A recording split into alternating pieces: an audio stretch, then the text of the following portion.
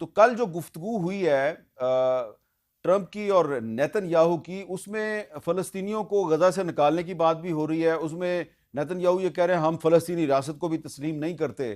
تو مجھے آپ یہ بتائیں کہ یہ جو گفتگو ہے اس کے سامنے آنے کے بعد اب مڈل ایسٹ میں پیس کی کوئی امید آپ کو نظر آ رہی ہے؟ کوئی ڈونلڈ ٹرمپ صاحب جو ہیں وہ ابھی بھی ان کو اگر نیتن یاہو نے بھی نامینیٹ کر دیا ہے پیس پرائز کے لیے، تو کیا یہ دونوں مل کے کوئی پیس کے لیے اچیومنٹ کر سکتے ہیں یا دونوں تھریٹ بن گئے ہیں پیس کے لیے؟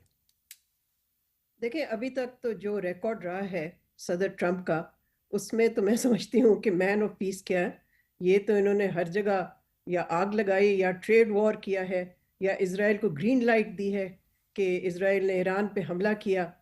تو اور یوکرین کی جنگ جو وہ کہتے تھے کہ میں 24 گھنٹے میں ختم کروا دوں گا، وہ بھی ناکام رہے.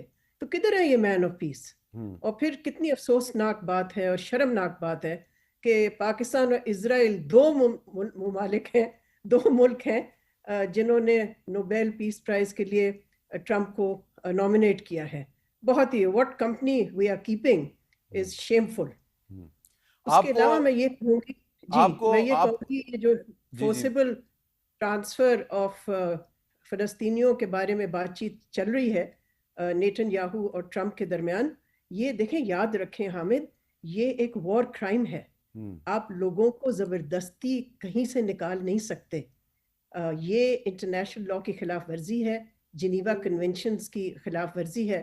اور میں سمجھتی ہوں کہ یہ مومنٹ آف ٹروتھ ہے مسلمان ملکوں کے لیے، OIC کے لیے، عرب لیگ کے لیے، کہ ان کو کلیکٹیو وائس سے ایک اٹھانی چاہیے ٹو اپوز دس. پہلے بھی ویسے اپوز کر چکے ہیں جب ٹرمپ نے اوریجنلی اس پلان کا تذکرہ کیا تھا، لیکن اب جبکہ ان کے ڈیفنس منسٹر یعنی کہ اسرائیل کے ڈیفنس منسٹر نے تو یہ بھی کہا ہے کہ وہ ایک کنسنٹریشن کیمپ بنائیں گے رافا میں، جہاں سب فلسطینیوں کو وہاں غازہ سے بھیج دیں گے وہاں، اور پھر اس علاقے کو سیل کر دیں گے.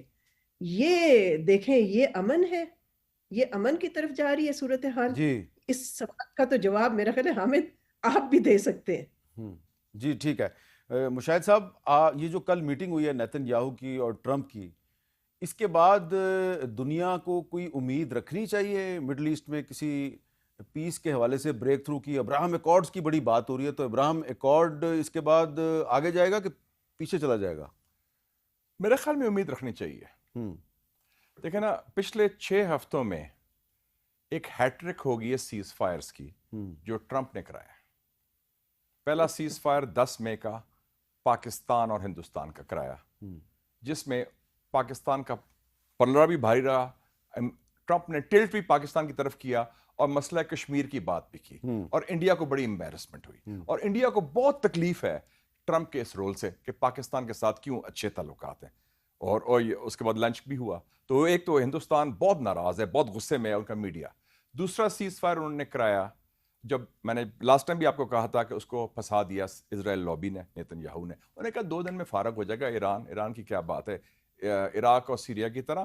تو اس کے بعد رجیم چینج ہوگا. رجیم چینج نہیں ہونے دیا، اس سے وقت ختم کر دی جنگ، اور ایک سیز فائر 24 کو ایران اور اسرائیل کو. اور تیسرا سیز فائر ایک بہت پرانی جنگ چل رہی تھی افریقہ میں، Rwanda and democratic republic of Congo, وہ 27 کو ہوا ہے، جس میں UN بھی فیل ہو گیا افریقہ. تو ایک تو ہیٹرک آف سیز فائر ہو گیا.